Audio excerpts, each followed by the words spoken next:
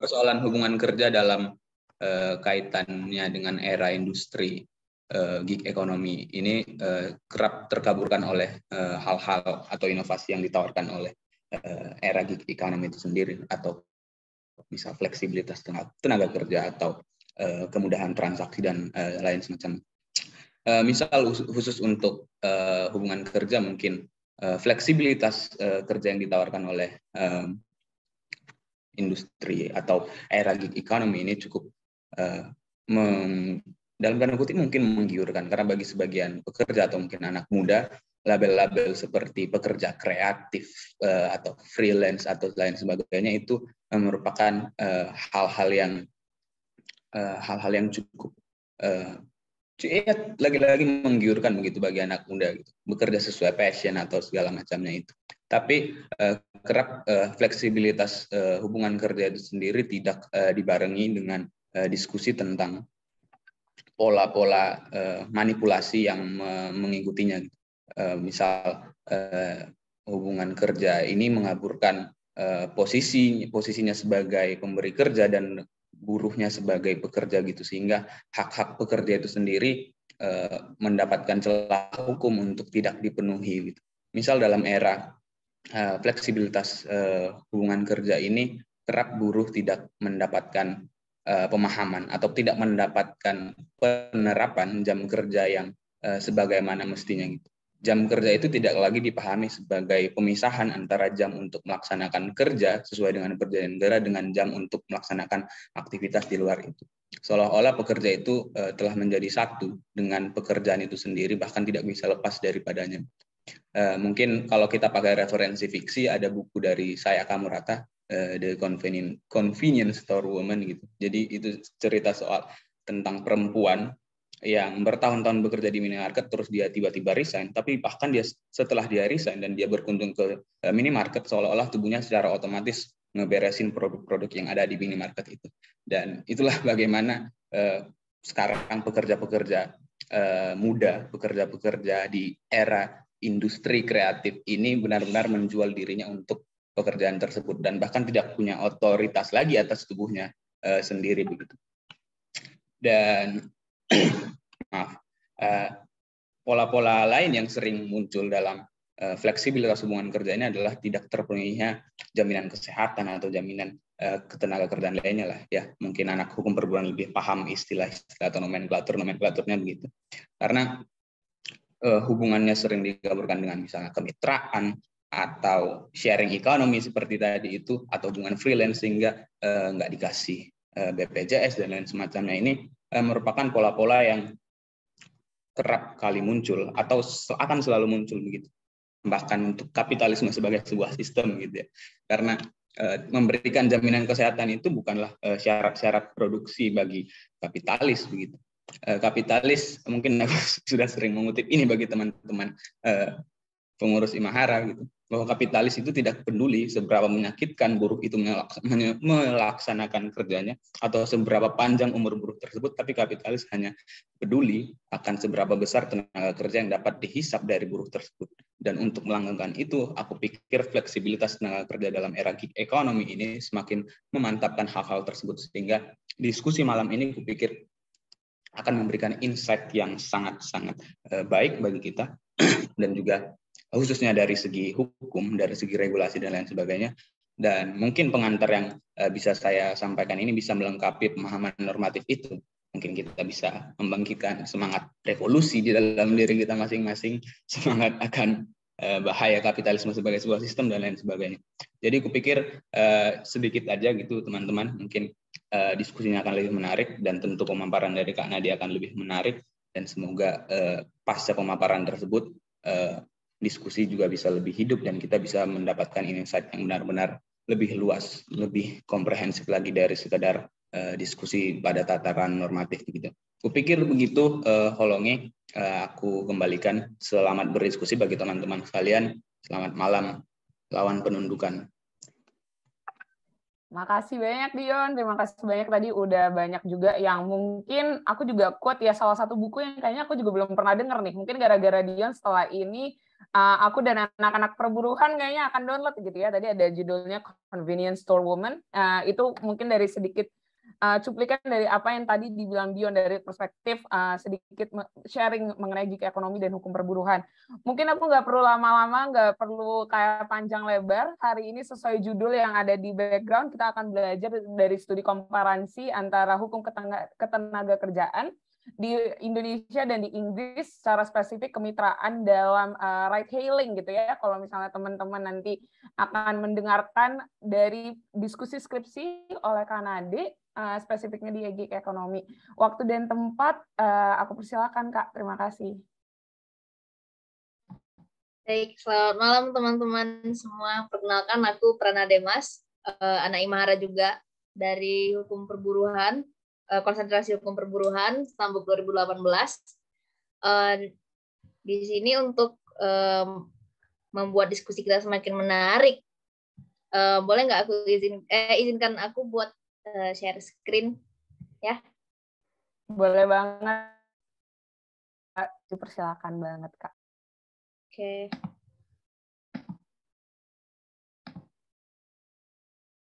Kira-kira apa udah kelihatan? Sudah, Kak. Nah, oke. Sesuai dengan judulnya, di sini kita akan mendiskusikan tentang skripsi saya yang berjudul Studi Komparasi Hubungan Kerja Non-Standar, Dependent Self-Employment dalam Hukum Ketenagakerjaan di Indonesia dan Hukum Inggris pada Era Gig Ekonomi. Nah, latar belakang kenapa saya menulis skripsi ini adalah tidak lain tidak bukan adalah karena pengaruh revolusi industri ya, yang mengakibatkan munculnya istilah gig ekonomi, yaitu istilah yang untuk menyebut pasar tenaga kerja yang karakter utamanya itu adalah kerja kontrak dan lepas, tidak bersifat standar seperti yang ada dalam pasal 1 angka 15 Undang-Undang Ketenagakerjaan, yakni di mana hubungan kerja itu hanya dimaknai sebagai hubungan kerja antara pengusaha dengan pekerja berdasarkan perjanjian kerja yang punya unsur pekerjaan, upah, dan perintah. Pemerintah Indonesia hanya memaknai hubungan kerja itu sebagai itu saja. Sedangkan di hubungan kerja itu sendiri ada yang bersifat non-standar. Salah satunya seperti yang dikelompokkan oleh ILO itu adalah dependent self-employment. Nah, mengapa dependent self-employment ini menarik? Karena dependent self-employment itu sendiri adalah kalau dari secara harfiah, dia self-employed tapi dependent. Seorang yang wirausaha tapi bergantung. Maksudnya gimana? Ketika seseorang merupakan seorang wira swasta tapi pendapatannya itu bergantung pada kliennya. Jadi kalau secara istilahnya hubungan kerja non standar dependent self employment ini adalah sebuah hubungan kerja di mana seseorang bekerja tidak berdasarkan perjanjian kerja, melainkan akan tetapi diperlakukan sebagaimana pekerja. Sehingga kalau misalnya mereka mau menuntut hak sebagai pekerja pun nggak bisa karena dasar perjanjiannya itu bukan perjanjian kerja. Nah, di Indonesia sendiri kita bisa melihat fenomena ini salah satunya di ojek online, pengemudi ojek online. Mengapa demikian? Karena dasar dari perjanjian pengemudi ojek online ini adalah hubungan kemitraan. Nah, akan tetapi pada praktiknya dari penelitian yang saya lakukan, pada nyatanya malah memenuhi unsur-unsur hubungan kerja. Nah, yang selanjutnya nanti akan kita bahas. Berkaitan dengan itu, mengapa ini semakin menarik? Pada tanggal 19 Februari tahun 2021 kemarin, UK Supreme Court mengeluarkan putusan yang menyatakan bahwa pengemudi Uber ini berstatus sebagai worker alias pekerja. Di mana Uber ini sendiri sistemnya kurang lebih mirip dengan aplikasi transportasi online yang ada di Indonesia. Sehingga membuat kita bertanya-tanya kan, lah di Inggris bisa, kira-kira di Indonesia bisa nggak ya kalau misalnya statusnya juga berubah jadi pekerja gitu kan? Nah oke. Nah dari situ ditariklah sebuah masalah. Apa aja masalah-masalahnya? Pertama, bagaimanakah konstruksi hukum hubungan kerja non standar dependent self employment pada hukum ketenagakerjaan di Indonesia dan juga di hukum Inggris. Nah kemudian bagaimana aspek hukumnya? Dan juga bagaimanakah perlindungan hukum pada hubungan kerja non-standar dependent self-employment dalam hukum ketenagakerjaan di Indonesia maupun di Inggris di era gig ekonomi ini. Nah, kita masuk ke konstruksi hukumnya. Pada konstruksi hukumnya, untuk di sini saya membahas ojek online-nya itu Gojek dan Grab. Kenapa saya pilih Gojek dan Grab? Karena berdasarkan data LLAPJ, Gojek dan Grab ini merupakan dua aplikasi terbesar yang paling banyak digunakan di Indonesia. Jadi yang mayoritas digunakan di Indonesia ini adalah Gojek dan Grab. Jadi untuk Indonesia saya fokuskan ke Gojek dan Grab. Sedangkan untuk Inggris saya ambil Uber. Kenapa? Karena putusan pengadilannya berkaitan dengan pengemudi Uber. Nah, kemudian sebelum kita bisa meneliti tentang dependent self-employed workers ini, kita harus tahu dulu apakah mereka ini sebenarnya memenuhi hubungan kerja atau enggak. Karena dependent self-employment ini kan adalah sebuah situasi di mana seseorang tidak berdasarkan perjanjian kerja, tapi diperlakukan sebagai pekerja. Nah, diperlakukan sebagai pekerja ini, kita harus menganalisis dulu apakah mereka memenuhi unsur hubungan kerja atau tidak. Di Indonesia sendiri, untuk Gojek dan Grab, unsur pekerjaan udah pasti terpenuhi, karena memang ada pekerjaan dilakukan, ya kan? Antar barang, antar penumpang, antar makanan, gitu. Sedangkan untuk upah, nah di upah ini sebenarnya ada banyak kontroversi. Kenapa? Karena untuk pandangan pertama, orang melihat ini tidak memenuhi unsur upah. Kenapa? Karena pendapatan yang mereka dapatkan itu berdasarkan bagi hasil, bukan kayak atasan ke bawahan yang ngasih gaji gitu kan, yang ngasih upah. Namun di sisi lain, pada sudut pandang yang lain, kenapa unsur upah ini terpenuhi? Karena tarif ditetapkan secara sepihak oleh perusahaan aplikasi tanpa adanya campur tangan dari pengemudi. Jadi secara nggak langsung mereka itu menerima mentah-mentah dari perusahaan aplikasi gitu. Dan kalau misalnya mereka pun kemitraan yang kedudukannya setara, seharusnya kan mereka bisa dong punya hak untuk bernegosiasi gitu tarifnya. Kita tarifnya segini lah, pembagian hasilnya segini lah gitu kan. Nah, tapi pada kenyataannya bahkan untuk presentasi bagi hasil pun semua ditentukan secara sepihak oleh perusahaan aplikasi, sehingga di sini terlihat adanya hubungan yang subordinatif gitu. Perusahaan aplikasi posisinya menjadi sedikit lebih tinggi daripada pengemudi ojek online itu sendiri. Nah, kemudian untuk perintah, nah di sini sebenarnya lebih banyak lagi kontroversi kan, karena di sini perintah itu dimaknai sebagai perintah secara langsung, misalnya yang berdampak langsung pada pekerjaannya, misal kayak perusahaan aplikasi mewajibkan si driver untuk menjemput penumpang gitu. Adalah sebuah perintah gitu kan. Tapi kan di sini si drivernya punya pilihan untuk enggak kerja pada hari itu gitu kan. Kayak mempunyai pilihan untuk mau narik atau enggak hari itu. Nah, kenapa unsur perintah ini terpenuhi? Memandang dari putusan UK Supreme Court yang menyatakan bahwa Uber itu sebagai pekerja, para hakim memandang bahwa kenapa unsur perintah ini sepatutnya terpenuhi adalah karena tingkat kontrol yang dilakukan oleh perusahaan aplikasi. Jadi semakin besar kontrol yang dilakukan, semakin besar pula kita bisa mengklasifikasi seseorang di bawah unsur perintah ini. Nah, salah satu kontrol yang dilakukan oleh perusahaan aplikasi ini salah satunya pertama dalam memilih penumpang. Apakah driver bisa memilih penumpang mereka sendiri di Gojek dan Grab? Nggak bisa, karena mereka dipilihkan oleh sistem. Terus untuk tarif, juga mereka nggak bisa asosiasi, tidak punya hak untuk ikut campur di dalam itu. Dan ditetapkan secara sepihak oleh perusahaan aplikasi. 2. Terus yang ketiga, itu tentang penetapan sanksi. Sanksi, rating, dan lain-lain. Itu semuanya ditetapkan secara sepihak oleh perusahaan aplikasi gitu. Jadi kalau misalnya kata salah satu buku tentang di ekonomi ini, sebenarnya perusahaan aplikasi yang sejenis Gojek dan Grab ini istilahnya cuma jadi pekerja dan pemberi kerja yang bertemu dalam sebuah aplikasi gitu. Cuman dibalut dengan hubungan kemitraan gitu. Nah, di Inggris, kalau di Inggris sendiri sebenarnya punya banyak jenis status pekerjaan, mulai dari employee sama worker itu sebenarnya beda. Terus dibedain lagi sama ada beberapa, bisa teman-teman baca di deskripsi saya, tapi di sini kita fokuskan pada dependent self-employment-nya ini. Di sini hakim itu berpendapat, yang menjadi pertimbangan hakim ya, kenapa ini bisa jadi pekerja adalah pertama karena majikannya itu bukanlah klien. Karena kalau misalnya majikannya klien, dia jadi kontraktor independen. Sedangkan di sini majelis hakim melihat bahwa majikannya itu bukanlah klien, karena apa-apa semua ditetapin sama perusahaan aplikasi. Jadi tingginya tingkat kontrol oleh perusahaan aplikasi ini membuat hakim menjadi yakin kalau ini itu sebenarnya adalah hubungan kerja. Gitu. Nah, kemudian kita masuk pada bentuk konstruksi hukum untuk pengaturan hubungan kerja non-standar dependent self-employment. Di Indonesia sendiri, sebenarnya belum ada peraturan yang emang benar-benar spesifik ini tentang hubungan kemitraannya ojol atau tentang hubungan kerja non-standar jenis dependent self-employment. Akan tetapi ada beberapa regulasi, fase-fase regulasi respon pemerintah dalam menyikapi adanya transportasi online di Indonesia. Yaitu ada fase pelarangan, akomodatif terbatas, dan akomodatif penuh. Pada fase pelarangan ini pada tahun 2015 sampai 2016 pas Gojek itu baru-baru ada.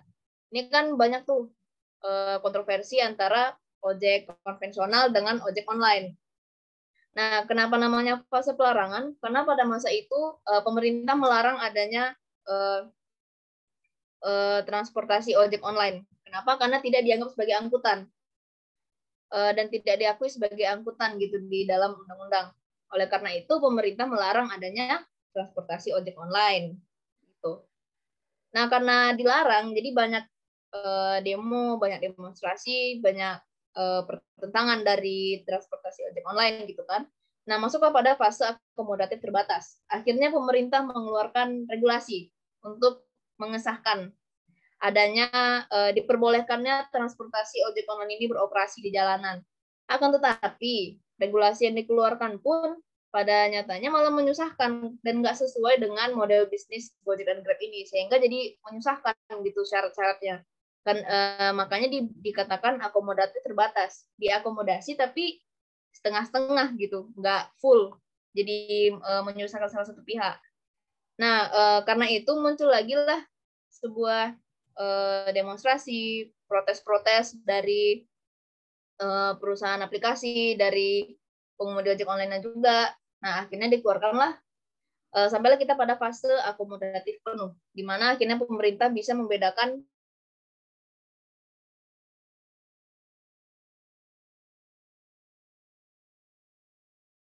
Permenhub nomor 12 tahun 2019 tentang pelindungan keselamatan pengguna sepeda motor untuk kepentingan masyarakat.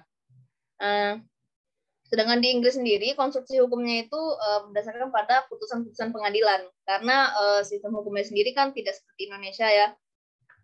Yang mana mereka sistem hukumnya adalah sistem hukum common law. Dari sini mereka mulai dari employment tribunal. Hebatnya di sini mereka punya employment tribunal alias pengadilan ketenagakerjaan sendiri.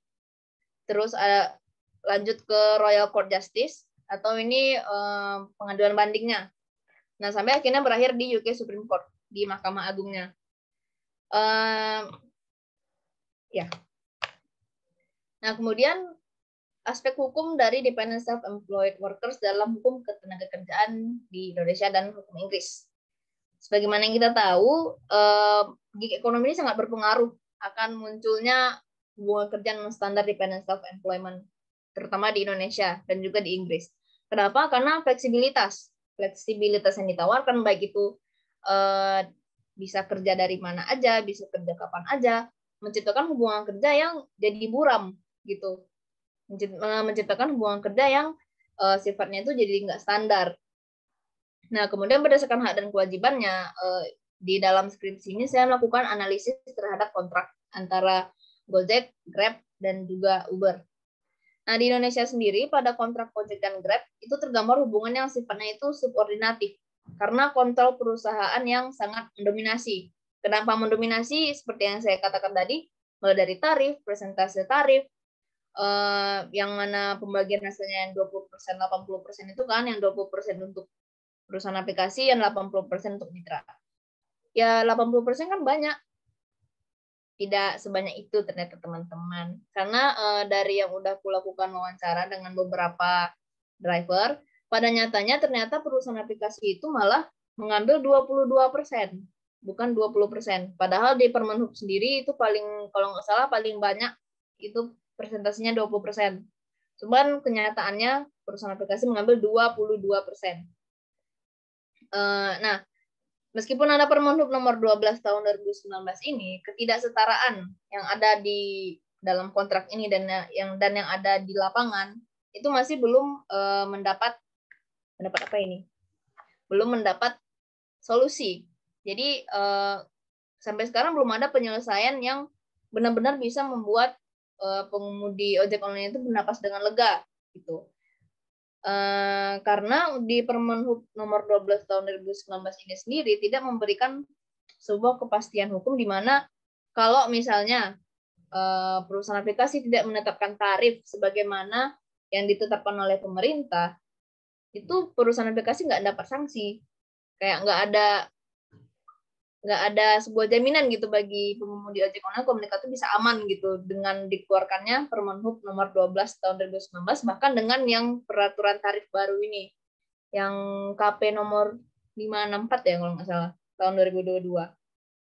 Nah, sedangkan di Inggris pasca putusan UK Supreme Court itu Uber melakukan pembaruan sehingga kerancuan tentang posisi pengemudi ini sudah mendapat kejelasan. Jadi mereka emang statusnya tuh worker, pekerja. Di kontraknya itu Uber menuliskan kalau misalnya si driver ini tuh bekerja untuk Uber. Jadi hubungan antara konsumen dengan driver Uber itu nggak ada hubungan apa-apa dan mereka langsung berkontrak dengan Uber gitu.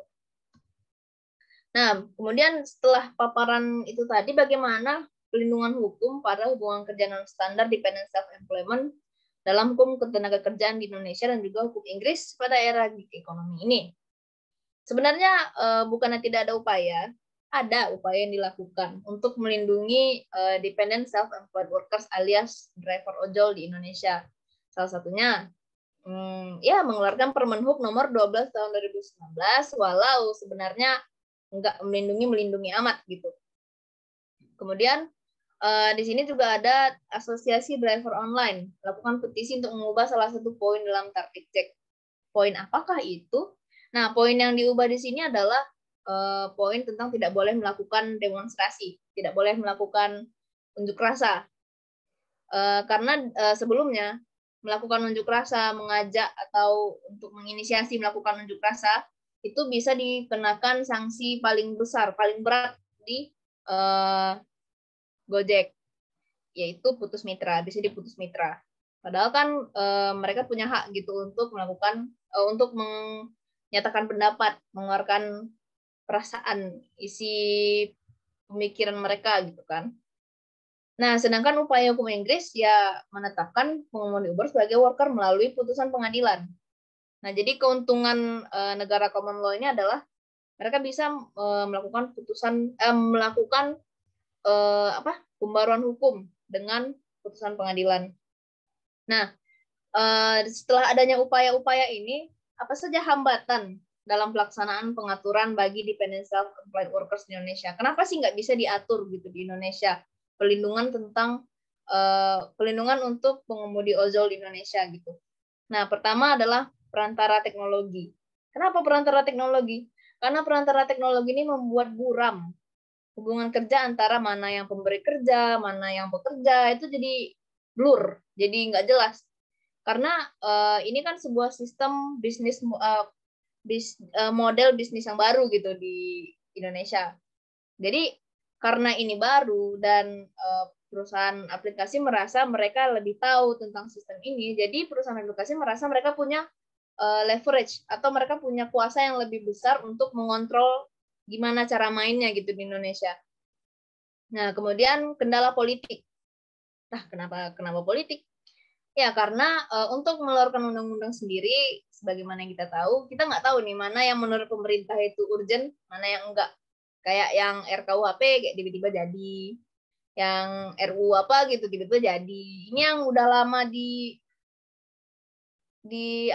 yang udah lama di prolegnas, yang udah lama di ini tidak jadi-jadi. Ini kenapa yang nggak ada angin, nggak ada hujan tiba-tiba jadi ada gitu. Nah, jadi kendala politik di sini adalah karena kita tidak tahu apakah pemerintah memandang perlindungan bagi dependent self-employed workers itu urgent gitu. Kemudian posisi tawar pengemudi ojek online yang begitu rendah. Kenapa rendah?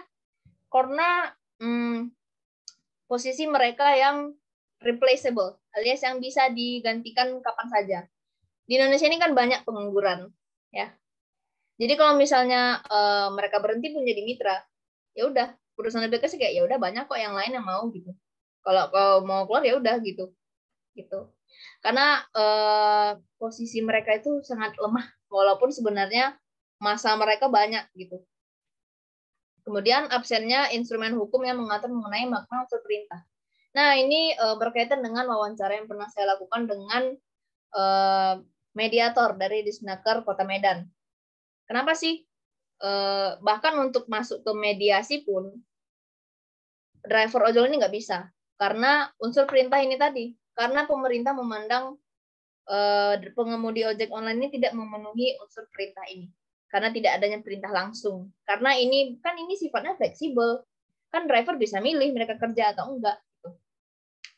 Nah, dari sini makna unsur perintah di sini menjadi salah satu hambatan begitu besar, karena bahkan untuk pada tahapan mediasi untuk sampai ke PHI itu susah, nggak bisa, karena terhalang oleh unsur perintah ini tadi. Kemudian akibat dari tidak adanya perlindungan hukum. Nah, apa dampak dari tidak adanya perlindungan hukum bagi dependent self-employed workers di Indonesia? Pertama, fleksibilitas yang ditawarkan mengakibatkan pengemudi terjebak dalam kondisi yang tereksploitasi. Jadi sebenarnya fleksibilitas yang diberikan itu justru menggambarkan betapa tereksploitasinya pengemudi ojek online di Indonesia. Nah, oleh karena itu mereka juga terjebak di pola gamification of work. Apa itu gamification of work? Adalah sebuah pekerjaan seperti permainan. Kenapa permainan? Karena di sini pemainnya itu adalah perusahaan yang menjadi pembuat permainan ini adalah perusahaan aplikasi, yang jadi pemainnya adalah pengemudi ojek online.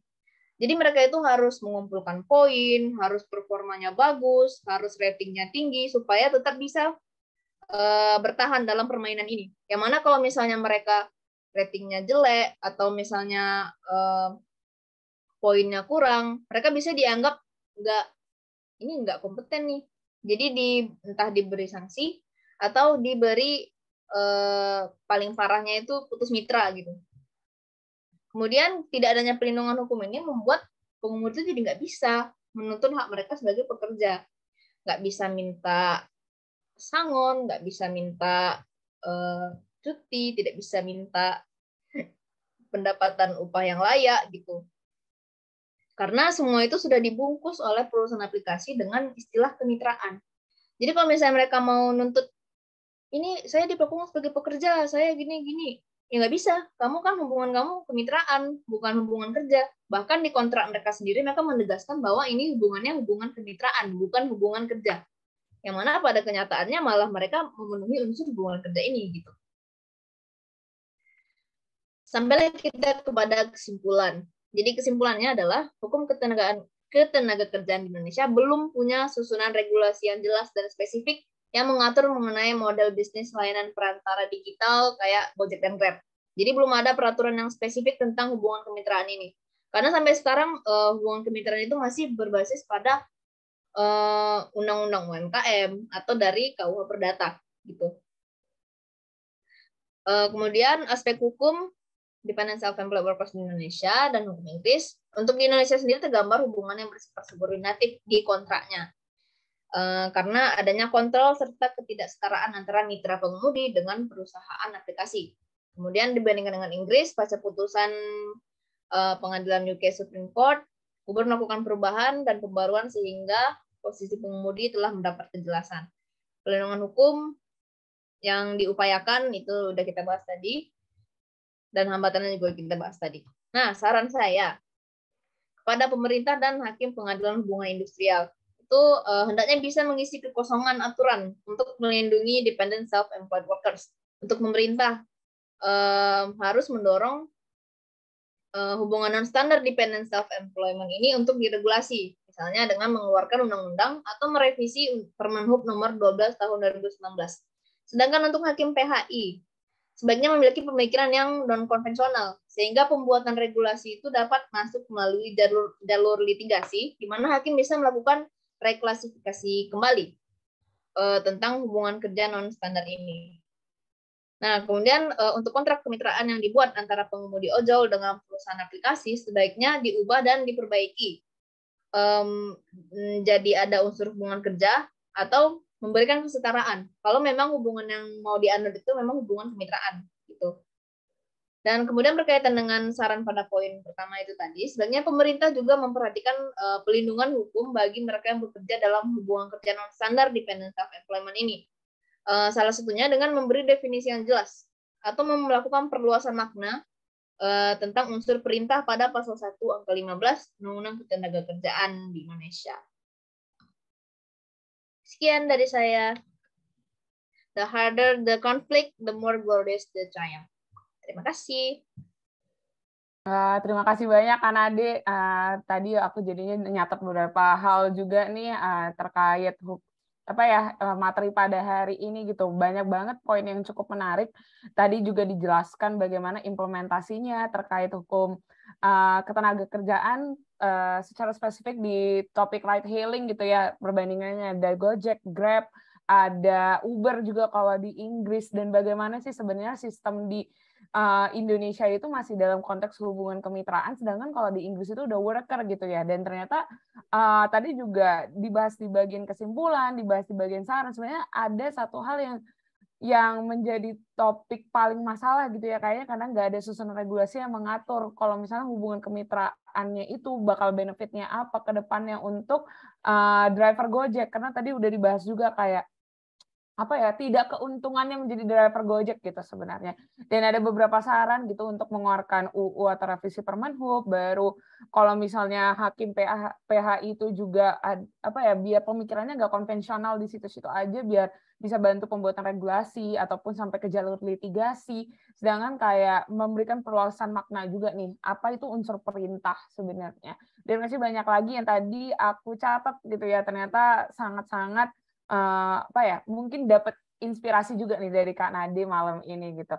Nah, mungkin aku udah agak merampungkan sedikit, teman-teman mana tahu tadi ada yang ketinggalan di beberapa poin gitu ya. Nah, kita lagi mau buka sesi diskusi nih untuk teman-teman, abang, kakak yang mau nanya-nanya terkait topik hukum perburuhan gitu ya, mumpung hukum perburuhan agak artis gitu ya, orang-orangnya sedikit gitu ya. Jadi kalau misalnya ada yang mau ditanyain terkait hukum perburuhan, monggo dimanfaatkan nih kesempatannya.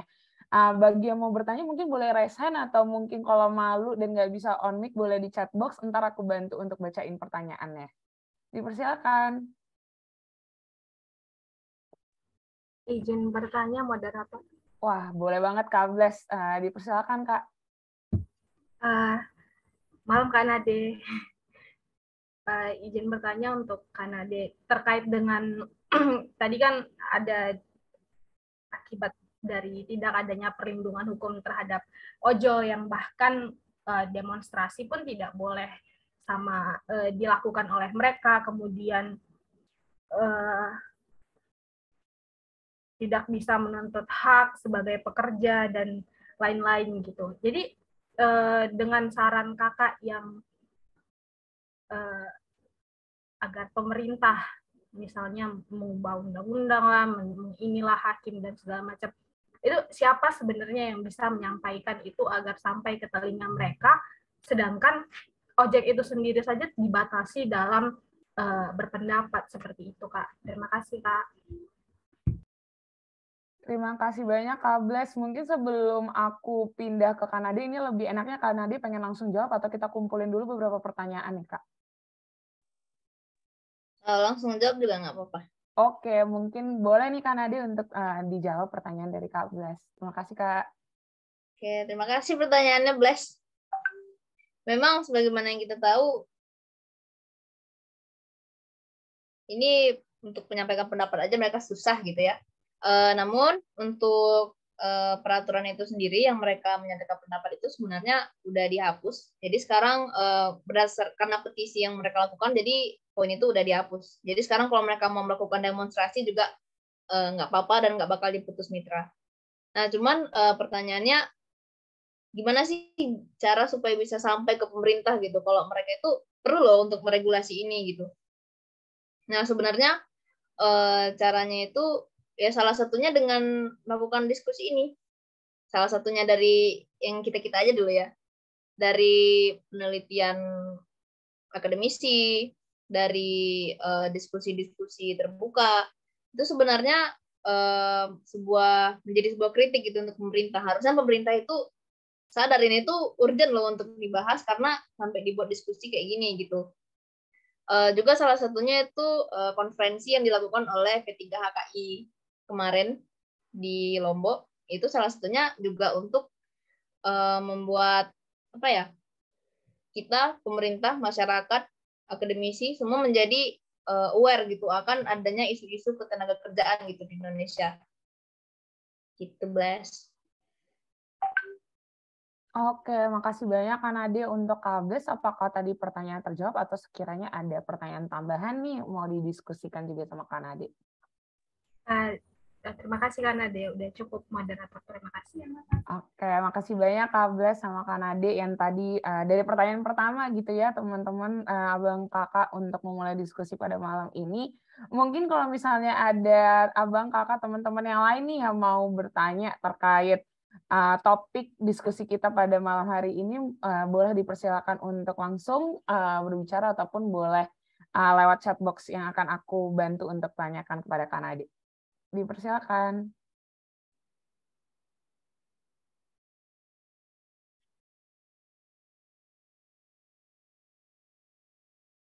Oke. Apakah ada? Kayaknya kok henting banget gitu. Izin sedikit. Oh, boleh banget. Bang Yohanes, udah raisan dari Bang Dion. Boleh. Mungkin Bang Yohanes dulu, baru ini Kak Putri ada juga dari Bang Yohanes, Kak Putri, dan Bang Dion nih terakhir. Mungkin boleh dulu Bang Yohanes. Dipersilakan. Oke. Terima kasih Kak Holongi yang baik. Mungkin yang menjadi poin utama kita membicarakan ini, apakah memang sekarang pekerja terkhusus ojek online ini benar-benar mendapat keadilan dan kesetaraan itu. Kita melihat bahwa perusahaan jasa transportasi online selalu menggunakan kata mitra tadi. Kemudian karena ada kata mitra, bahkan perusahaan menyampaikan ke para driver tadi, ya bahkan itu fleksibilitas dapat, artinya mereka bisa menjadi bos untuk diri mereka sendiri. Nah, sebenarnya ini semakin semakin memperhalus bahasa-bahasa perbudakan itu sampai terjadi eksploitasi tadi yang disampaikan oleh Kak Nadit tadi. Nah, baru dari sistem regulasi yang ada itu masih belum memadai. Nah, kira-kira apakah misalnya ini kita berandai-andai, misal nanti ada peraturan yang mengatur aspek-aspek keadilan yang kita maksud, misalnya upah yang layak, kemudian kondisi kerja yang layak, atau kontrak yang adil, atau mungkin manajemen kerja yang layak juga, kemudian kebebasan berserikat tadi sampai bisa kebebasan untuk menyampaikan aspirasinya. Nah, kira-kira hal-hal ini perlu diatur dengan sangat normatif nggak di dalam peraturan yang ingin dibuat nanti, regulasi yang dibuat. Soalnya regulasi yang selama ini belum ada, ya hal-hal yang kita bilang tadi, upah yang layak, kondisi kerja yang layak, itu masih belum memadai sampai sekarang. Nah, kira-kira Kak Nade pandangannya, apakah hal-hal tadi perlu diatur dengan sangat normatif sampai benar-benar bisa terciptanya keadilan dan kesetaraan bagi pekerja ini tadi, driver ojol tadi. Kembali Kak Nade. Kak Holongi. Oke, gak apa-apa Bang Yohanes, makasih banyak. Mungkin aku langsung pindahin ke Kak Nade nih, pertanyaannya tadi ternyata cukup panjang gitu ya, aku sambil nyatat. Mungkin boleh ke Kak Nade, dipersilakan Kak. Oke, terima kasih pertanyaannya Yohanes. Kalau untuk apakah ini harus diatur secara normatif sedetail itu ya, maksudnya sampai serinci itu supaya kita bisa mencapai kesetaraan itu tadi. Sebenarnya ini tergantung kemana pemerintah itu akhirnya memutuskan si driver ojol ini mau diapakan. Apakah apakah pemerintah memilih untuk ya udah kalau mau fokus ke kemitraan kita buat aturan tentang kemitraan gini. Tapi kalau misalnya akhirnya mau dibuat peraturannya itu malah diarahkan kepada hubungan kerja, yang mana itu pasti berdampak pada perusahaan aplikasi kan, karena mereka kan selama ini modalnya nggak sebanyak itu gitu sampai harus menggaji berapa juta driver ojol gitu kan. Kalau misalnya mereka akhirnya diarahkan kepada hubungan kerja, itu menurut saya perlu. Tapi kalau misalnya dibawakan ke kemitraan pun sebenarnya juga perlu supaya tidak terjadi lagi yang namanya itu penyelundupan hukum. Itu kayak memanfaatkan adanya celah hukum di situ gitu. Kayak kalau misalnya kita bilang harus setara, harus diberi hak yang sama, balola yada-yada. Tapi kalau misalnya akhirnya mereka tidak diberi hak dan kewajiban untuk akhirnya memberikan upah yang layak atau misalnya memberikan kondisi kerja yang layak gitu. Pada akhirnya ya kan di undang-undang nggak harus gini, yang penting harus setara ya udah gitu. Kalau misalnya kita mau mencapai keadilan yang seideal itu, mungkin barangkali dibuat tapi kayaknya nggak yang harus sedetail, harus sampai teknisnya yang layak itu harus diapain biar bisa jadi layak gitu. Ya sih, kayak gitu. Oke Kak, makasih banyak Kak. Kalau dari ini Bung Yohanes nih ada yang kira-kira mau didiskusiin lagi nggak terkait atau misalnya ada pertanyaan tambahan nih dari apa yang tadi dibilang sama Kak Nade? Oke, ngasihnya love gitu Cukup. ya. Terima kasih Oke. Kak Nade. Terima kasih banyak Kak Nade untuk jawabannya dan terima kasih juga nih Bung Yohanes untuk pertanyaannya. Mungkin kita lanjut nih ke pertanyaan selanjutnya dari Kak Putri. Sampai ngechat aku nih Kak, ternyata pengen nanya langsung aja gitu ya. Monggo Kak Putri, dipersilakan. Selamat malam Kak Nade.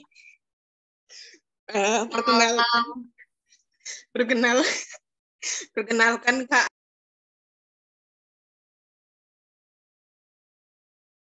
Kak Put, termute. Oh, memang termute. Sorry. Aku kenalin Kak, aku Putri Aulia Sinaga, 2202 00434. Masih maba Kak, ambis, belum masuk juga udah banyak nanya. Jadi pertanyaan aku Kak, kalau nggak salah ingat gitu kan, Kakak pernah jelasin nih, ternyata kebijakan antar aplikasi itu beda-beda gitu. Contohnya misalnya mungkin InDriver kemarin, itu di mana mereka misalnya harus bayarkan token sekian, baru kemudian terkait upah yang mereka dapat satu hari itu berapapun, itu jadi hak dari si pengemudi ini masing-masing gitu. Jadi pertanyaan yang aku tanyakan itu kira-kira Kak, dari berbagai aplikasi platform online, ojek online ini, ada nggak yang istilahnya tuh mendingan gitu dalam pemenuhan hak-hak dari pengemudi online ini sendiri gitu, karena kan beda aplikasi mungkin beda sistem ya Kak ya. Jadi mungkin boleh dijawab ya Kak Nadia, makasih. Oke, makasih banyak. Aduh, nggak tahu nih manggilnya apa, karena masih angkatan 2022, tapi serasa cutting saya gitu ya. Jadi mungkin makasih banyak Kak Putri untuk jawab pertanyaannya. Mungkin aku kembalikan ke Kak Nadi nih Kak, untuk jawaban yang mungkin Kak Nadi bisa share, berbagi ke teman-teman di sini, Abang Kakak juga, terkait pertanyaan dari Kak Putri. Terima kasih. Oke, pertanyaan yang bagus ya Dek Putri ya. Jadi sebenarnya kalau misalnya dibilang mendingan, menurut pandangan saya sendiri ada satu aplikasi yang mungkin ini baru ada di beberapa kota. Itu salah satunya udah ada di Medan. Itu adalah InDriver. Nah, kenapa menurut saya ini cukup ideal sebagai hubungan kemitraan? Itu karena pertama, ini sistemnya bisa nego, alias penumpang bisa nego harga, pengemudi bisa nego harga. Kemudian driver sendiri bisa milih mereka mau ngambil itu atau enggak, nengok penumpangnya gitu. Jadi mereka tahu nih ada penumpang nih yang mau milih. Jadi mereka bisa milih ini, enggak lah gitu. Enggak lah, lagi nggak mood, lagi nggak bisa gitu. Nah, sistemnya itu mereka pakai token. Jadi misalnya mereka ngisi 40.000 untuk token. Jadi setiap penumpang itu diambil 2.000 aja. Mau berapapun harga tarifnya itu 2.000 untuk tarif aplikasi. Jadi kalau misalnya nih Dek Putri naikin driver dari USU ke Setiabudi itu harganya 8.000 ya. Nah, itu 8.000 kok untuk si drivernya ini karena 2.000 token yang udah mereka bayarin. Gitu. Oh, biar contohnya gini deh. Anggap istilahnya sebenarnya mereka untuk nyari satu penumpang, mereka butuh satu token 2.000. Jadi mereka untuk biaya pakai aplikasinya, mereka butuh bayar 2.000 untuk satu penumpang, untuk satu kali narik penumpang. Nah, untuk di InDriver ini sendiri, misalnya tarifnya itu 8.000. Jadi sebenarnya tarif aslinya itu 10.000, tapi 2.000 dibayar sama drivernya, 8.000 kan dibayar penumpang nih. Jadi 2.000 ini pergi untuk aplikasi, 8.000 untuk si InDriver-nya. Gitu. Jadi mau berapapun itu, misalnya sampai mau tarifnya 14.000, tarifnya 20.000, tarif untuk untuk aplikasinya itu tetap sama, 2.000. Berdasarkan wawancara yang saya lakukan dengan salah satu driver InDriver.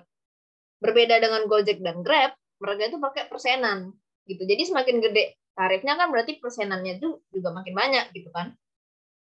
Nah, sedangkan untuk di InDriver sendiri mereka emang cuma untuk bayar jasa aplikasinya aja, kayak mereka minjem pakai aplikasinya bayar gitu. Jadi saya rasa InDriver ini mungkin cukup ideal untuk kita katakan sebagai yang hubungan kemitraan karena di sini mereka emang pure untuk menggunakan aplikasi itu sebagai sarana perantara aja gitu. Jadi begitu Dek Putri, yang paling mendingan dari semua aplikasi itu menurut saya adalah InDriver. Itu ya Dek. Oke, baik. Kalau dari Kak Putri ada yang mau ditanyain pertanyaan tambahan Kak atau cukup gitu? Udah cukup jelas tadi dari jawabannya Kak Nade? Cukup jelas. Makasih ya Kak Nade, love you. Baik, sebelum aku pindah ke Bang Dion gitu ya Kak, aku cuma pengen memperjelas karena aku baru pertama kali dengar, cuma pengen tadi memperjelas yang Kak Nade bilang, berarti misalnya sejauh apapun aku pergi gitu ya Kak, misalnya dari USU sampai ke Binjai misalnya, itu ongkosnya hasil tawarnya 50.000 gitu. Berarti tetap yang untuk InDriver-nya 2.000, untuk drivernya jadinya 48.000 gitu ya Kak. Sejauh manapun untuk berpergian memakai InDriver. Nah, sebenarnya itu tuh tadi perumpamaannya. Kalau misalnya dari driver yang wawancarai hari itu, jadi istilahnya mereka tuh udah bayar, misalnya 40.000 nih. Jadi kan itu bisa dibilang 20 kali narik. Ya kan, 20 kali narik penumpang. Jadi dari 20 kali narik ini mau berapapun harganya itu pure duitnya buat mereka semua gitu. Jadi nggak ada dibagi-bagi lagi karena kan ini duitnya cash kan. Kalau di InDriver sistemnya nggak ada pakai OVO atau pakai GoPay kayak Gojek sama Grab gitu. Oke, ngerti. Makasih banyak Kak untuk aku bukan iseng sih sebenarnya lebih ke kepo dan memanfaatkan aku karena jadi moderator jadi bisa langsung nanya gitu ya tanpa perlu dipersilahkan gitu.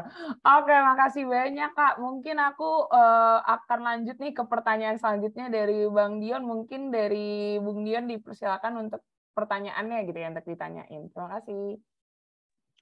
Ya, terima kasih rekan Juang Holomi.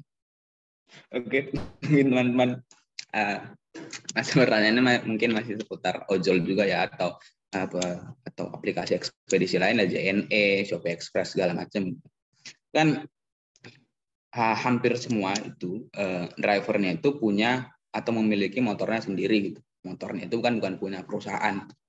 Kalau kita analogikan dengan pabrik misalnya, itu kan motor itu udah kayak mesin gitu, dan mesin itu nggak dipunyai atau nggak dimiliki oleh si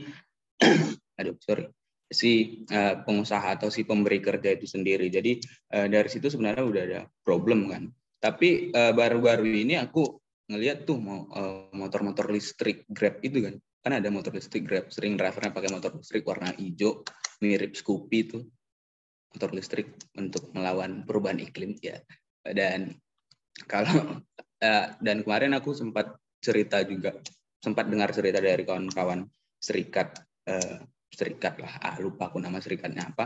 Tapi itu ternyata motor listrik itu bukan disediakan perusahaan dengan cuma-cuma gitu. Itu mereka nyewa juga itu motor Grab, motor listrik untuk melawan perubahan iklim itu gitu. Jadi mereka menyewa, ada waktu tertentu yang diberikan kepada mereka, dan kalau nggak dibalikin sesuai dengan waktu yang tertentukan, itu bisa kena denda atau kena suspend akunnya atau segala macam, atau saldonya itu bisa dipotong gitu, saldo GoPay-nya, saldo OVO-nya gitu bisa dipotong. Nah ini kan menurutku aneh gitu. Nah masa perusahaan dengan alasan hubungan kemitraan menyewakan alat produksinya kepada pekerjanya gitu kan. Itu kan mirip kayak pabrik, masa buruh disuruh untuk nyewa pabrik buat memproduksi hal-hal yang bakal dijual oleh perusahaan gitu. Ini kan dunia macam apa sebenarnya yang sedang kita hidupi ini gitu. Di mana alat produksi itu disewa oleh pekerja demi keuntungan si pemilik usaha gitu. Kalau sampai bapak saya yang di belakang ini tahu ada kondisi macam ini, dia bisa marah gitu teman-teman sekalian. Nah, jadi itu persoalannya soal alat produksi itu dalam bentuk motor itu kan. Nah, persoalan lainnya adalah aku bingung mau nanya apa sebenarnya kalau dikaitkan ke hukumnya gitu. Mungkin hubungan kemitraannya sih. Kalau setauku ya tentang hubungan kemitraan itu diatur di Undang-Undang UMKM gitu kan. Lupa nomor berapa, Undang-Undang UMKM itu. Tapi kan Gojek sama Grab nggak mungkin UMKM. Wong foundernya udah jadi menteri gitu kan. Gelo UMKM bisa begitu kan. Grab sama Gojeknya. Jadi aku ingin menanyakan hal tersebut. Apakah kemudian kita membutuhkan reformasi hukum di bidang kemitraan sebagai suplemen gitu ya, pelengkap dari upaya kita merevisi Undang-Undang Ketenagakerjaan. Dan revisinya mudah-mudahan bukan seperti Omnibus Law tentunya, tapi apakah revisi tentang kriteria hubungan kemitraan itu bisa membantu gitu? Itu pertanyaan pertama gitu kan Andi. Ya agak mutar-mutar tapi mudah-mudahan bisa dicatat oleh moderator atau bisa didengar oleh Kak Nadi. Terus pertanyaan kedua gitu terkait dengan pengangguran di Indonesia banyak gitu. Jadi mereka bisa mencat dengan mudah easy hire, easy fire gitu kan oleh pengusaha-pengusaha ini yang sering diromantisir oleh Jokowi atau Sandiaga Uno dengan kata atau kalimat bonus demografi gitu. Bonus demografi menghadapi Indonesia Emas 2045 kan gitu-gitu. Tapi kan persoalannya dengan hubungan kerja atau resiko fleksibilitas hubungan kerja di era gig ekonomi ini dikaitkan dengan bonus demografi. Menurutku kenapa orang-orang atau anak-anak muda Gen Z milenial ini memilih untuk bekerja dalam industri yang hubungan kerjanya fleksibel, karena nggak ada bedanya pekerjaan informal ini dengan pekerjaan formal gitu. Mereka kerja formal, mau jadi kerja di minimarket gitu, sampai harus ijazahnya ditahan perusahaan atau menjadi driver ojol begitu, mereka tetap tidak memenuhi standar hidup yang benar-benar layak, sehingga menurut mereka ya kalau sama-sama nggak sejahtera ya mending aku kerja secara fleksibel gitu. Nah mungkin terkait itu pertanyaanku ya mudah-mudahan masuk akal, dikaitkan lagi sama upaya kita untuk merevisi regulasi ketenagakerjaan, bagaimana sebenarnya cara yang benar-benar layak atau mampu untuk bagaimana menyerap angkatan kerja yang berlimpah ini dengan cara yang benar-benar menyejahterakan atau memberikan pilihan pada anak-anak muda ini sendiri untuk memilih pekerjaan, sehingga mereka nggak terjebak pada industri culas pada era gig economy ini yang bahkan alat produksinya disewakan ke pekerjanya. Mungkin mudah-mudahan bisa dipahami Kak Nade. Terima kasih atas pemaparannya juga, luar biasa gitu. Dan aku kembalikan ke rekan juang Kamrat Holongi. Silakan.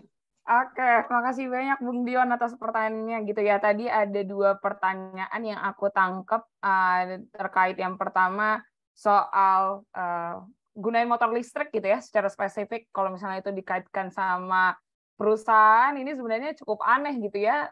Salah satu fakta yang menarik bahwa dari drivernya juga harus menyewa gitu ya. Sedangkan secara tidak langsung atau secara bisa dibilang direct poinnya adalah ini kita juga keuntungannya untuk Grab-nya juga gitu. Kenapa kita harus nyewa gitu ya.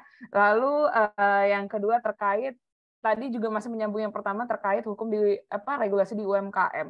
Dan setelah itu soal era ekonomi untuk mengenai hubungan fleksibel, bedanya kerja hubungan informal dan formal, dan bagaimana sih caranya angkatan yang kerja ini yang berlimpah bisa cukup sejahtera dengan list pekerjaan yang sudah ada gitu di Indonesia. Iya, seperti itu. Mungkin aku kembalikan ke Kanade untuk jawaban dari pertanyaan untuk pertanyaan dari Dion. Terima kasih, Kak. Oke, terima kasih pertanyaannya Kak Dion. Ini cukup berat sebenarnya untuk menjawab pertanyaan ini ya. Tuh. Sebenarnya untuk motor listrik itu tadi, kenapa jatuhnya jadi disewakan dan jatuhnya jadi perusahaan aplikasi malah ngambil untung gitu kan dari mitra mereka sendiri. Itu sebenarnya karena hubungan itu tadi. Karena mereka mengakui hubungan mereka itu sebagai hubungan kemitraan, di mana mereka itu cuma sebagai perantara antara pelanggan dengan mitra mereka gitu, dengan si pengemudi ojol ini.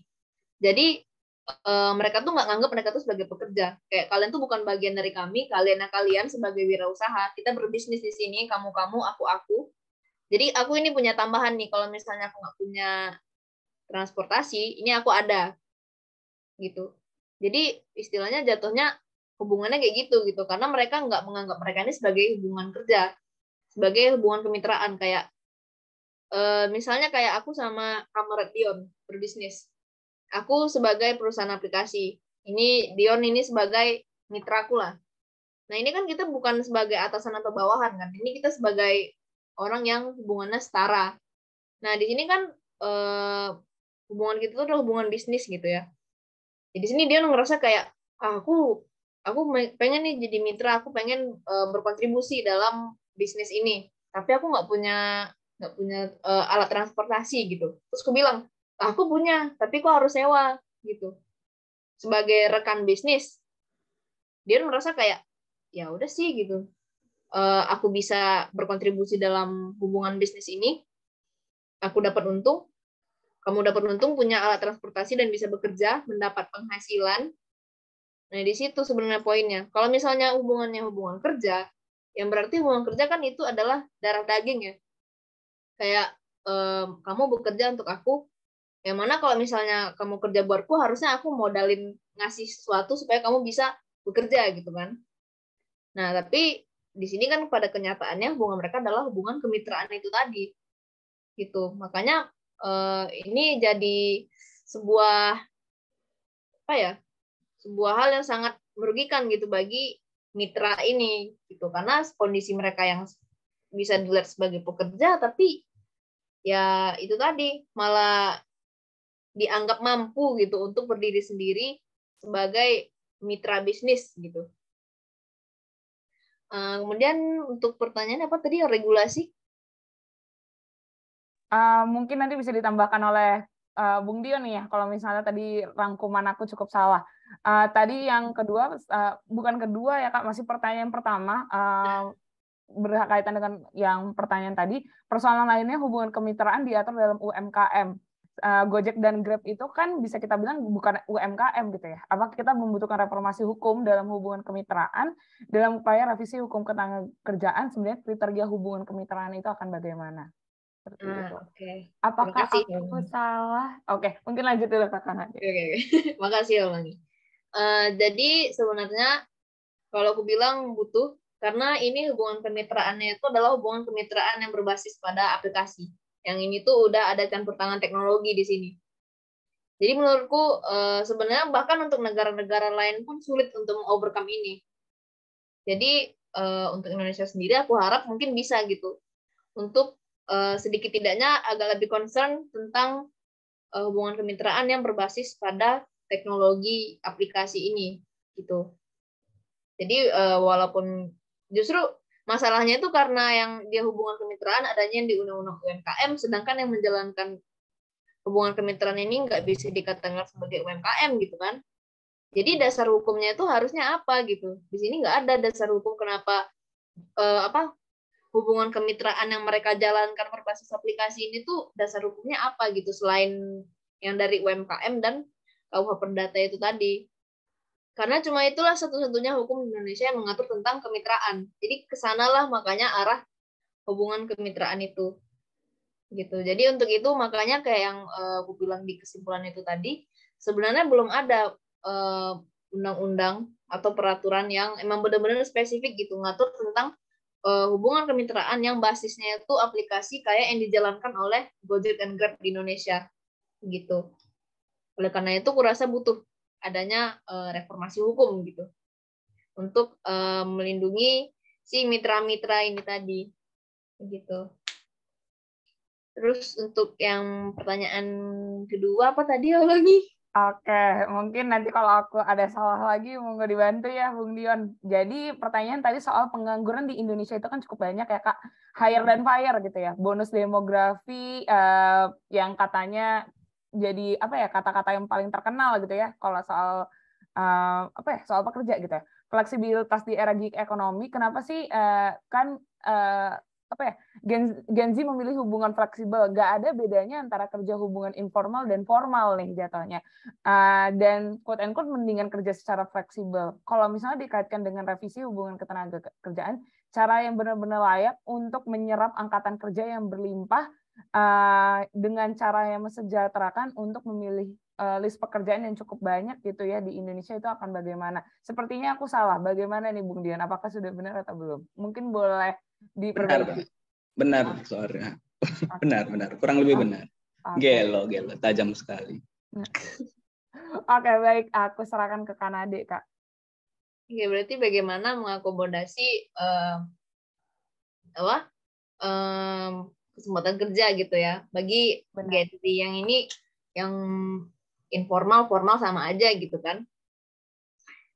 Sebenarnya menurutku sendiri adalah dengan mengakomodasi peraturan yang memudahkan, maksudnya enggak yang mempersulit, yang bikin sama-sama untung antara pengusaha dengan pekerja gitu.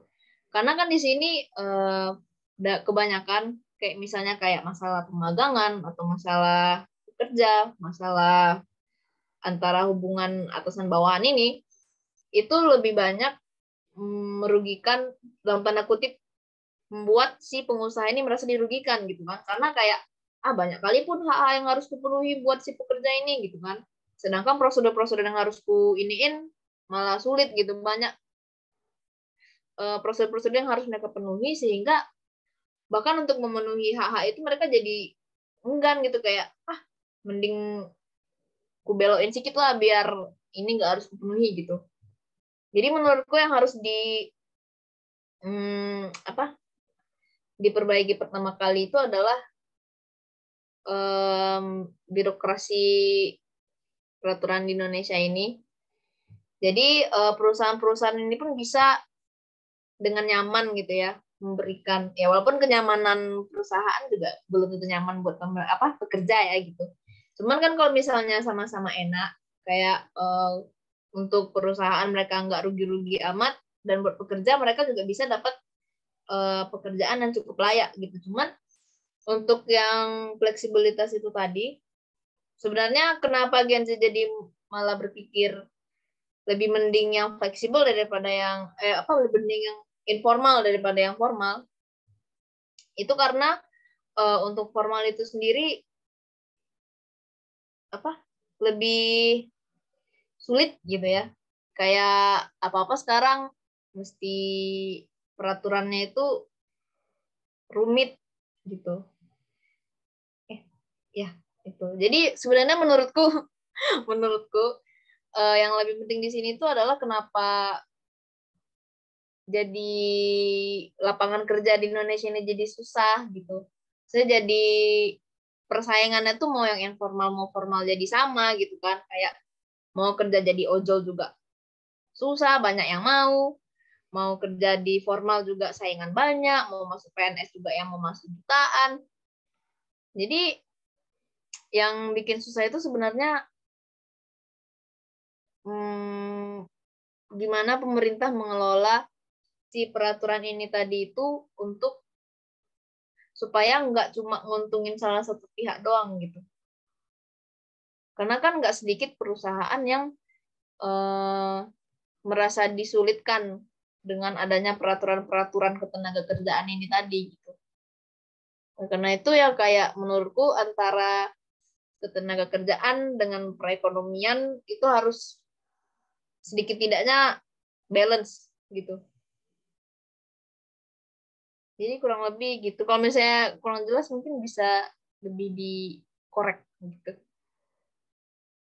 Oke, makasih banyak Kak Nade. Ini kalau dari Bung Dion ada yang mau ditanyain kembali atau yang ada yang mau dibahas lebih lanjut, mungkin boleh dipersilakan. Ya, kalau pertanyaan lanjutan sih nggak ada ya. Karena ya aku nanya pendapat Kak Nade ya, pendapat Kak Nade gitu ya, mau apa lagi gitu. Tapi mungkin kalau dari aku sih, dari apa yang disampaikan Kak Nade gitu, balik-balik ke gimana pemerintah mengelola birokrasi, mengelola legislasi, mengelola regulasi itu sendiri gitu. Tapi gue pikir dari upaya-upaya yang demikian kan kita nggak gitu banyak menang sih. Kita mau revisi undang-undang ketenagakerjaan yang muncul undang-undang cipta kerja. Kita mau banyaklah, kita mau revisi undang-undang pertambangan mineral batu bara, munculnya undang-undang yang begitu. Lagi-lagi itu tidak bisa benar-benar mengakomodir kepentingan buruh atau kepentingan orang-orang yang minta undang-undang itu direvisi gitu. Jadi ya kayaknya bakal begitu terus sih sampai kapanpun gitu ya. Mau gimana, segimanapun buruh demo segala macam, sebanyak apapun audiensi yang dilakukan oleh NGO, pikir kalau memang political will-nya nggak ada dan juga lanskap politiknya emang begini-begini doang, nggak ada partai kiri, nggak ada partai yang sosialis gitu, jadi mungkin itu nggak bakal bisa benar-benar terejawantah dalam bentuk undang-undang maupun kebijakan gitu. Jadi kupikir satu-satunya upaya pembaruan hukum kita sekarang, alih-alih mengharapkan kepada DPR, mungkin satu-satunya cara untuk memperbaiki hukum ini adalah membuat orang-orang makin nggak percaya sama hukum sih. Good people disobey bad laws gitu. Jadi aku pikir upaya yang bisa kita lakukan ya begitu, kita membuat ketidakpatuhan sipil selama beberapa waktu gitu. Hentikan jalur produksinya, tutup pabrik-pabrik gitu, atau driver ojol mogok kerja sehari.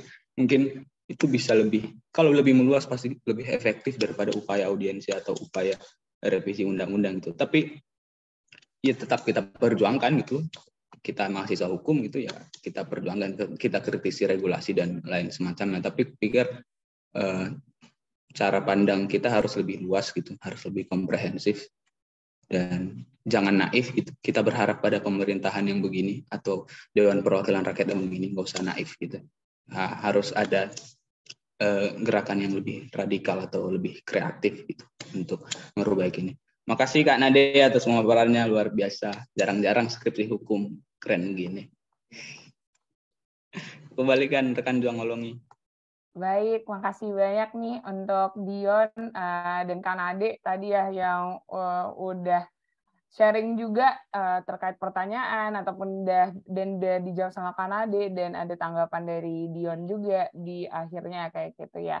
Baik, mungkin ini diskusinya udah makin seru gitu ya. Ada beberapa pertanyaan juga yang udah dilontarkan oleh teman-teman semuanya di sini. Ada lagi nih nggak ya yang mau teman-teman tanyain gitu ya ke Sedikit. Kak Nade? Oke, terima kasih banyak Bung Yones, mungkin dipersilakan. Oke, terima kasih rekan berpikir Holongi. Tadi ya mungkin sedikit apa ya tadi terbuka cakrawala berpikir saya ketika rekan berjuang Bung Dion menyampaikan perjuangan-perjuangan yang kreatif tadi. Ya, ya mungkin itu perlu juga, dan saya rasa dampaknya atau tekanannya ke pihak yang pemangku kebijakannya pasti jauh lebih tertekan sampai mereka ada niatan politiknya membuat kebijakan-kebijakan yang memang berpihak ke para driver tadi. Baik, mungkin untuk ke Kak Nade sedikit saja, Kak, saya sangat penasaran bagaimana kan ini fleksibilitas. Ini di bawah fleksibilitas lalu ada kata mitra di sana. Nah, harusnya di posisi fleksibilitas ini karena dia fleksibel, seusahanya itu ya dia bisa dilindungi, di cover dengan jaminan sosial. Nah, kira-kira untuk di ojol sendiri ada nggak jaminan sosial yang dimiliki para ojol? Apakah ada jaminan kesehatan, jaminan kecelakaan kerja? Kemudian ini sih berdasarkan ini ya, aku punya tetangga itu ojol dan tiap dia kerja itu sering apalah dia udah orang tua, udah tua gitu kan. Dan misalnya apakah ada juga pengaturan umur pekerjanya itu bagaimana? Ada batas umurnya tidak? Dan karena yang tetangga saya ini sangat tua, benar-benar tua, dan karena dia tua pasti ya resiko kecelakaan kerjanya di tengah jalan itu bagaimana? Dia saja itu kalau balik kerja sering masuk angin gitu kan, pakai koyok nanti. Nah itu ada nggak yang mengcover dia jaminan sosial? Kira-kira bagaimana jaminan yang dimiliki si para driver ini? Kembali ke rekan berpikir Holongi.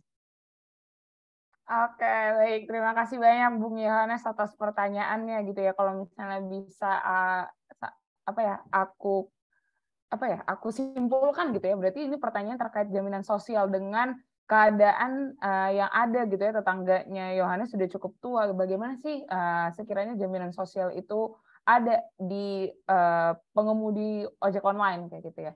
Mungkin aku serahkan kepada Kak Nade untuk jawabannya. Terima kasih banyak, Kak. Oke, terima kasih pertanyaannya Yohanes. Panjang umur selalu tetanggamu Yohanes. Jadi untuk jaminan sosial sendiri, sebenarnya untuk di ojol itu lebih ke menghimbau. Kayak mereka nggak ngasih bentuk jaminan sosial, tapi mereka menghimbau kayak, ayo kalian daftar Jamsos gitu. Jadi mereka itu istilahnya jadi pendaftar mandiri, jadi bukan penerima upah. Nah, kalau misalnya untuk batasan usia itu tadi, sebenarnya untuk di dalam kontraknya itu sendiri nggak ada batasan usia, hanya ada batasan minimum, itu minimal 18 tahun, cakap hukum, berakal, itu syarat-syaratnya ya. Tapi kalau misalnya kayak maksimal berapa tahun itu nggak ada, karena emang minimal 18 tahun. Jadi mau sampai 40 tahun, 50 tahun, bahkan 1000 tahun, kalau masih kuat ngojol juga bisa gitu. Ya, jadi kembali lagi ke jaminan sosial itu tadi, mereka jatuhnya jadi peserta mandiri gitu. Nggak diakomodasi oleh perusahaan aplikasi sebagaimana pengusaha mengakomodir Jamsos untuk pekerja gitu. Nah, kalau misalnya untuk Jamsos ini sendiri, sebenarnya di dalam rincian tarif, itu bisa teman-teman lihat di keputusan Menteri Perhubungan yang terbaru, yang kemarin-kemarin juga ada rinciannya. Itu salah satu rinciannya ada itu jaminan jaminan untuk drivernya, jaminan untuk penumpang, itu nanti diakumulasikan menjadi tarif. Jadi tarifnya itu sebenarnya udah termasuk untuk perhitungan untuk jaminan, untuk mendaftarkan jaminan sosial. Tapi akhirnya kembali lagi ke kesadaran si drivernya ini mau mendaftar atau tidak gitu. Kayak kemarin contohnya itu di InDriver itu pernah kuwawancarai berdua sama Bu Midah. Apakah mereka punya Jamsos? Enggak, si driver ini enggak punya Jamsos karena emang enggak diwajibkan, enggak dihimbau, enggak yang gimana-gimana, kayak ya udah kerja ya kerja gitu, kayak sebagaimana kita sendiri bonceng temen di jalan kayak gitu. Jadi nggak ada kewajiban buat mereka untuk ikut Jamsos karena posisi mereka yang mitra itu tadi gitu, hanya ada himbauan lah semaksimal-maksimalnya. Kembalikan ke Holongi. Oke, makasih banyak Kak atas jawabannya. Mungkin aku kembalikan ke Yohanes. Kira-kira ada yang ingin ditanyakan tambahannya atau ada yang pengen diklarifikasi terlebih dahulu, Yohanes? Kalau tidak ada. Oke. Terima kasih rekan berpikir Holongi. Iya, Mungkin terima saya kasih. juga sekarang mau minta tanggapannya Kak Nade. Kira-kira itu apa ya penyebabnya perusahaan hanya mau menyuruh-nyuruh para driver ini silakan daftar jaminan sosial. Apakah ini apakah itu disebabkan karena perusahaan berusaha menghilangkan kewajibannya untuk membayar jaminan sosial, karena di dalam pembagian yang membayar jaminan sosial itu ada kan sekian persen yang berapa dibayar perusahaan, ada yang sekian persen ditanggung pemerintah dan dibayar driver. Itu kira-kira ada penyebabnya nggak karena hal itu, atau mungkin karena lagi-lagi posisinya mitra bukan pekerja, karena dia karena mitra sehingga yang di jaminan sosial pun yang ada itu jaminan sosial ketenaga kerjaannya gitu. Maaf mungkin kalau ada salah kata boleh diperbaiki ya Kak Nade.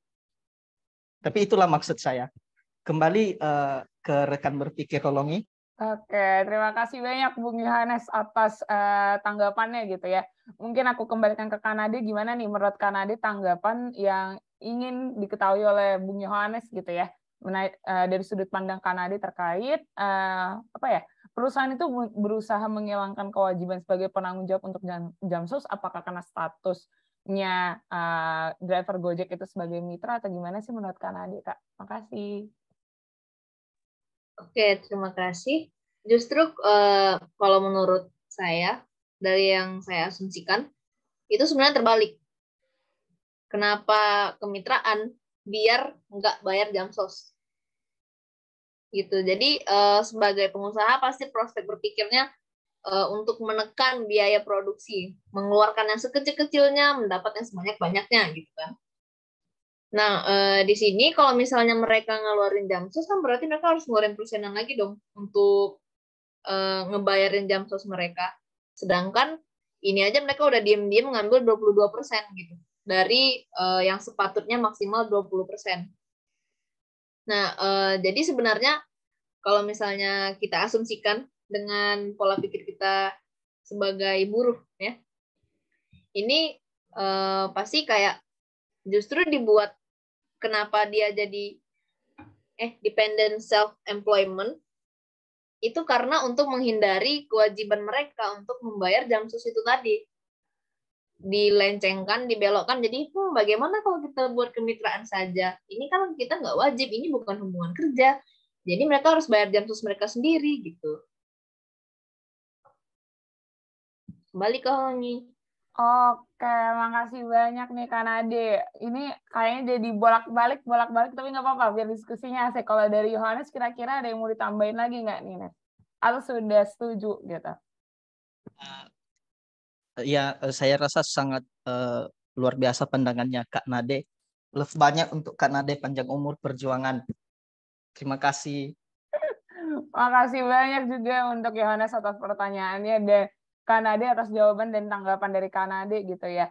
Ini benar aku pengen ngulang gitu ya yang dibilang Brinsinta, Imahara 19 aktif banget gitu ya, dari tadi pertanyaannya ditanya-tanyain, banyak juga diskusi yang sudah banyak pertanyaan yang juga menjadi bagian dari diskusi kita. Sebelum mungkin aku tutup, ada lagi nggak nih yang mau diskusi lagi atau ada yang mau tanya lagi nggak kita?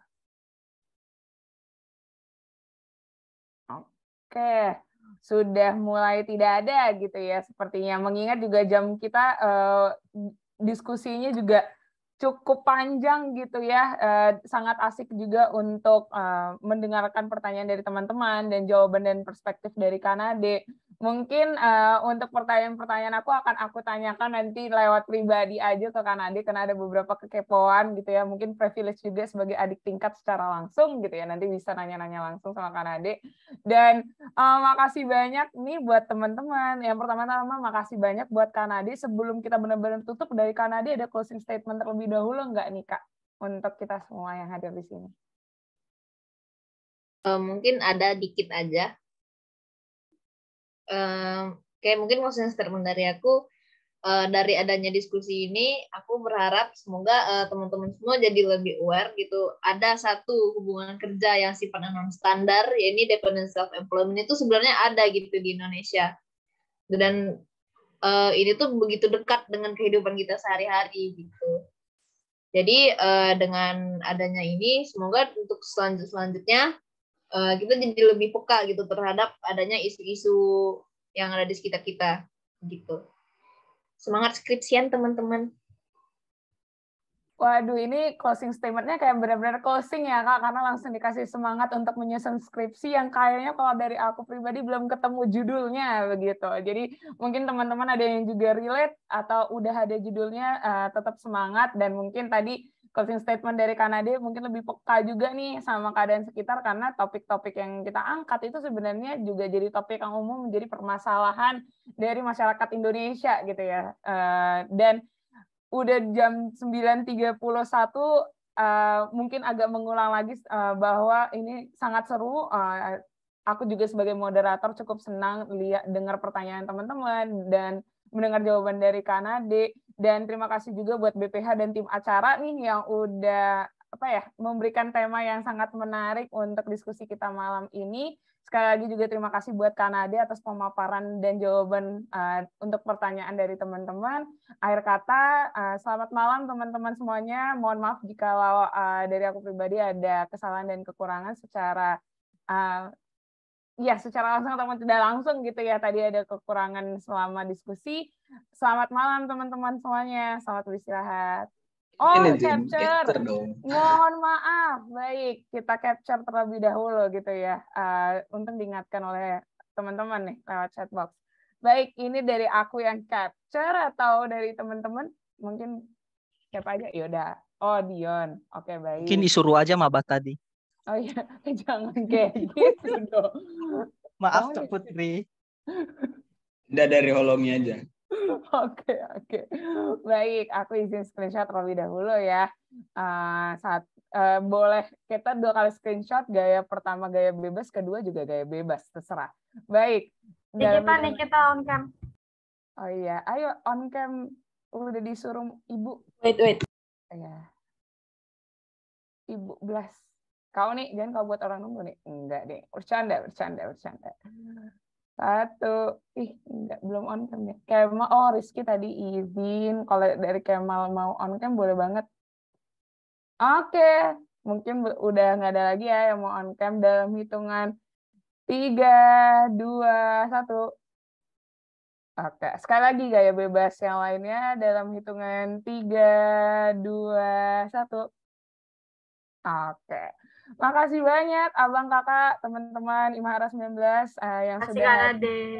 Oke, baik. Terima kasih. Makasih Kanade. Makasih.